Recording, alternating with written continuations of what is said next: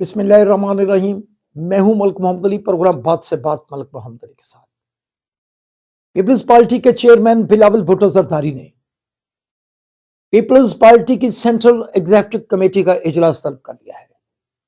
क्या इस इजलास में जो बहुत ही अहम करार दिया जा रहा है, पीपल्स पार्टी हुकूमत के मुतालिक क्या फैसला करने जा रही है और आने वाले वक्त में पीपल्स पार्टी की सियासत का दायरा कार क्या होगा, इस बारे में अहम फैसला होने जा रहा है। और आज के प्रोग्राम में हम इसी मौजू पर बात करेंगे। और प्यारे दोस्तों, जिन दोस्तों ने अभी तक हमारे चैनल को सब्सक्राइब नहीं किया, बराए मेहरबानी वो हमारे चैनल को सब्सक्राइब भी करें, लाइक भी करें और शेयर भी करें।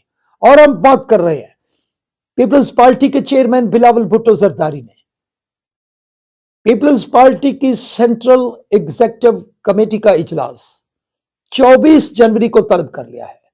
और इस सिलसिले में बिलावल भुट्टो जरदारी ने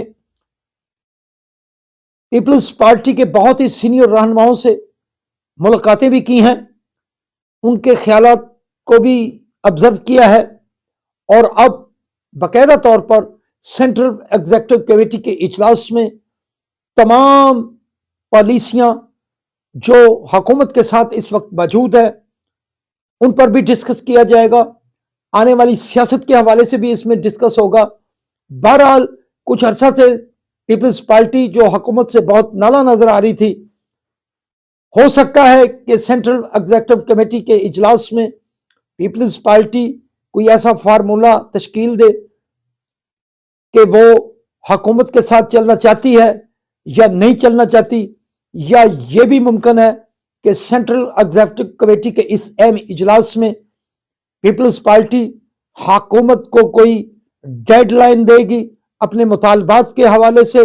सिंध में जो हालात मौजूद हैं, सिंध में पानी के हवाले से, पंजाब के अंदर जो 6 नहरें निकाली जा रही हैं नहीं, उनके हवाले से कोई डेडलाइन दे। क्योंकि मौजूदा सूरत हाल में पीपल्स पार्टी जो कुछ मर्जी कर ले, वो इस पोजीशन में नहीं है कि पाकिस्तान के अंदर कोई नई इलेक्शन हो जाए तो बहुत वो तीर मार लेगी।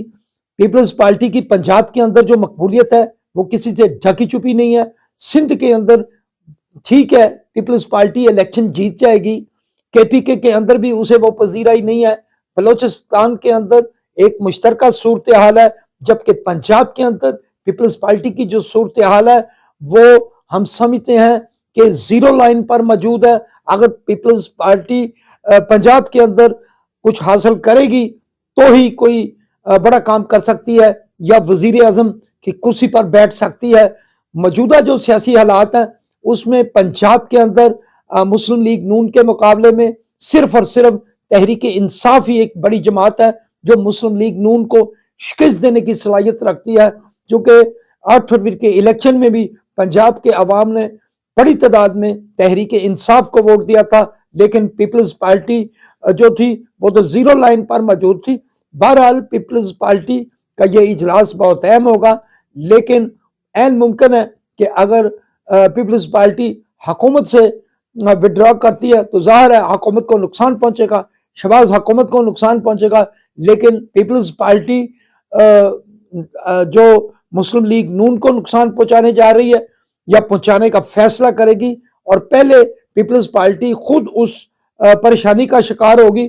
चूंकि दूसरी तरफ जो मर्जी हो जाए, तहरीक इंसाफ तनहा बहुत बड़ी मकबूल जमात है, उसके चारों सूबों के अंदर उसकी बड़ा वोट बैंक मौजूद है, उसके हामी मौजूद है, उसके फॉलोअर मौजूद है।